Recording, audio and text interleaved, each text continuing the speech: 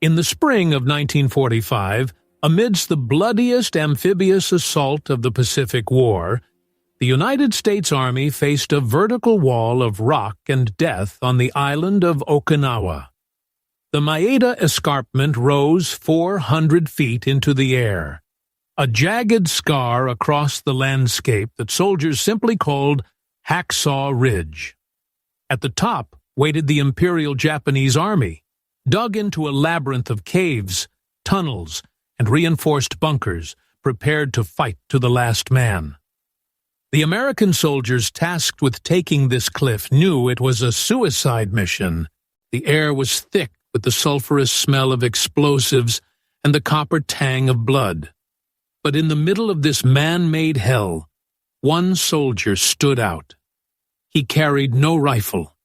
He carried no bayonet. He carried no grenades. He was the only man on that ridge who had vowed never to take a human life. Yet he would become one of the deadliest war's greatest heroes. This is the true story of Corporal Desmond Doss, the man who went into the inferno armed only with his faith and a Bible, and proved that the greatest weapon on a battlefield isn't always a gun. To understand the miracle at Hacksaw Ridge, we must first understand the man who made it possible, because Desmond Doss was an enigma to the United States military long before he set foot in Japan.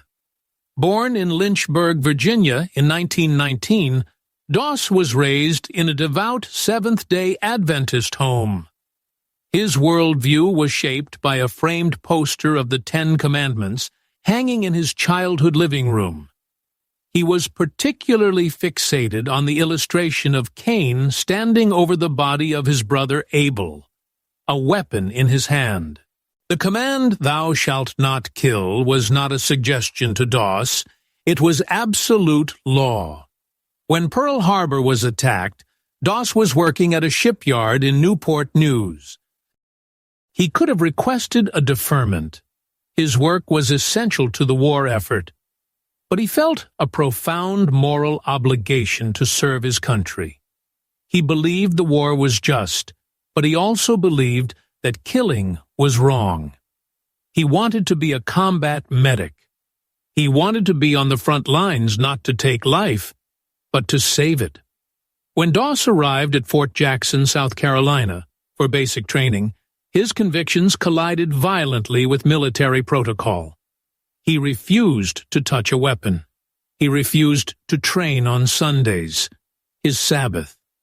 To the Army, he was a liability. To his fellow soldiers in the 77th Infantry Division, he was something worse, a coward.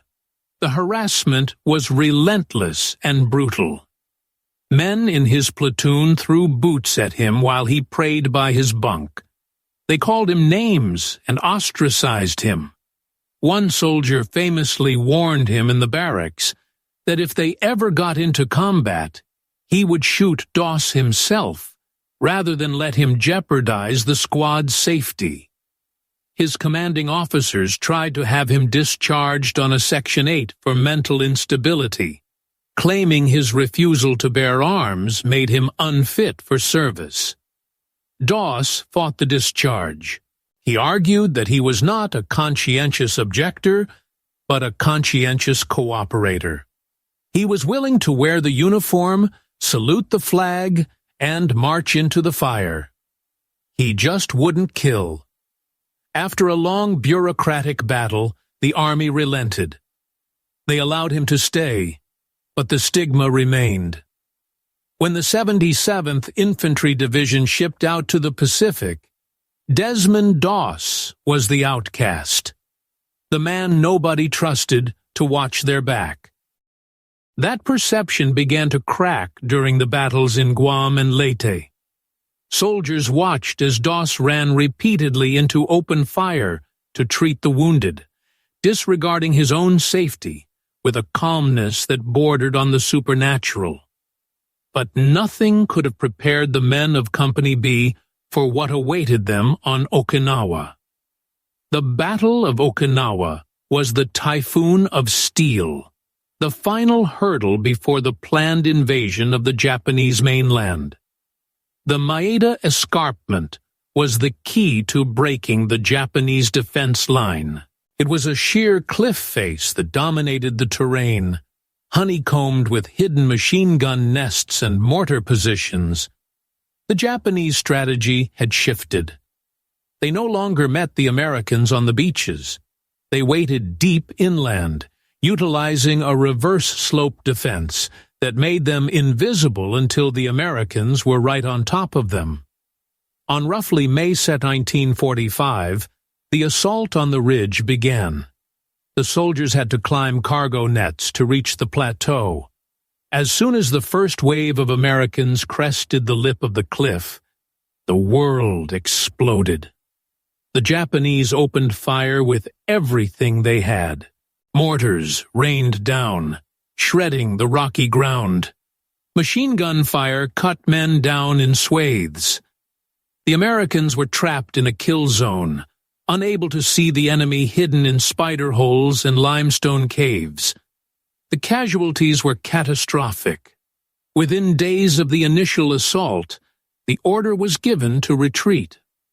The surviving Americans scrambled back down the cargo nets, desperate to escape the slaughter at the summit. But Desmond Doss did not retreat. At the top of the escarpment, amidst the smoke and the screams of the dying, Doss stood alone. The rest of the company had pulled back down the cliff, leaving dozens of wounded men scattered across the plateau, exposed to the Japanese patrols that were now emerging from their caves to finish off the survivors. Doss knew that if he left, those men would die. He ignored the order to withdraw. He ignored the artillery pounding the earth around him. He began to run into the smoke. For the next 12 hours, Desmond Doss acted as a one-man rescue squad.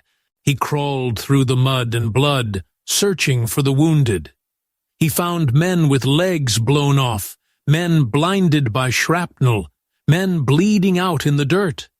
He would drag them, one by one, to the edge of the cliff. But the sheer drop was too dangerous for a wounded man to slide down. Doss had to improvise.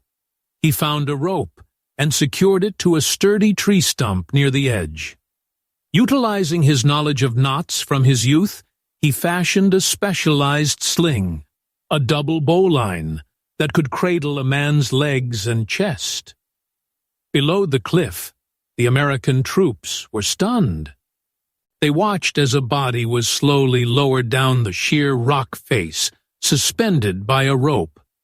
Then another. Then another. Up on the ridge, Doss was working in a state of total physical exhaustion. He was small and wiry, yet he was dragging soldiers who outweighed him by 50 pounds or more. The Japanese were hunting him. Bullets whizzed past his head. Explosions rocked the ground, nearly knocking him off the edge. Every time he lowered a man to safety, he prayed a simple, agonizing prayer. Lord, please help me get one more. He didn't ask for survival. He didn't ask for victory. He just asked for one more. He would crawl back into the darkness, find another soldier, drag him to the edge, and lower him down. His hands were raw and blistered, the rope cutting into his skin. His uniform was stiff with the blood of the men he saved. He found the very men who had mocked him in boot camp, the men who had called him a coward, and he carried them to safety. He treated Japanese soldiers he found wounded, though they did not survive the night. He worked tirelessly as the enemy closed in around him. At one point, he was so close to a Japanese patrol that he had to bury his face in the dirt to keep his breathing from being heard. By the time the sun rose, Desmond Doss had lowered 75 men to safety. 75 lives snatched from the jaws of certain death by a single man who refused to fire a shot. The captain, who had once tried to have him court-martialed, was among those saved. The entire division looked up at that cliff and realized they had been wrong. They hadn't been harboring a coward. They had been harboring a guardian angel. But the battle wasn't over. The fighting on Okinawa continued for weeks, and Doss stayed in the thick of it. On May 21st, during a night attack near Shuri, Doss was tending to soldiers in a foxhole when a Japanese grenade landed at his feet. He didn't dive for cover. He attempted to kick the grenade away to protect the men with him. It detonated. 17 pieces of shrapnel tore into his legs. The explosion blew him off his feet, shredding his muscles and breaking bones. For the first time, the medic needed a medic, but the area was too hot. No one could get to him. Doss lay in the mud for 5 hours, fighting shock and blood loss, tending to his own wounds as best he could. When stretcher-bearers finally reached him and began to carry him off the field, they passed another soldier who was critically wounded. Doss, seeing the man in worse shape than himself, rolled off the stretcher. He ordered the bearers to take the other man first. He refused to be prioritized. While waiting in the dirt for them to return, a sniper's bullet slammed into his left arm, shattering the bone. With a compound fracture and legs full of shrapnel, Doss bound his own arm to a rifle stock to act as a splint, the only time he ever used a rifle in the war, and crawled 300 yards over rough terrain to the aid station.